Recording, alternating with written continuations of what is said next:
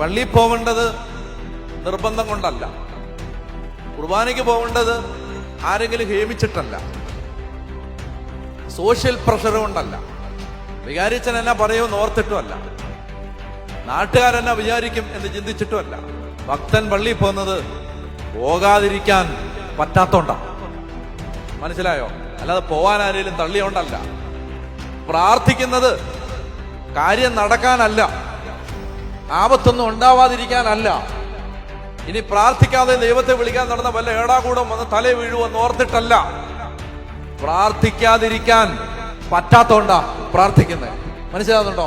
ഇതിന്റെ പേരാണ് പുതിയ നിയമം. ഇത് നിങ്ങളുടെ തീരുമാനത്തിന്റെ ഫലമല്ല, ഇത് നിങ്ങളുടെ ക്യാരക്ടറാണ്, സ്വഭാവമാണ്. നിങ്ങൾ തീരുമാനമെടുത്തല്ല ദൈവത്തെ തേടുന്നത്, മറിച്ച് സ്വഭാവം അങ്ങനായി. ദൈവത്തെ തേടാതിരിക്കാൻ പറ്റത്തില്ല, ദൈവത്തെ കുറിച്ച് ഓർക്കാതിരിക്കാൻ പറ്റത്തില്ല, ബൈബിൾ വായിക്കാതിരിക്കാൻ പറ്റത്തില്ല.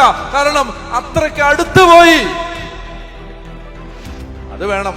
ആ അനുഭവം ഉള്ളവന് ചൂടുണ്ടാവും, തീ ഉണ്ടാവും, ലഹരി ഉണ്ടാവും. അവന് ശ്വാസം വിടാൻ സമയമില്ലാതെ അവൻ ദൈവത്തിന് വേണ്ടി ജീവിക്കും.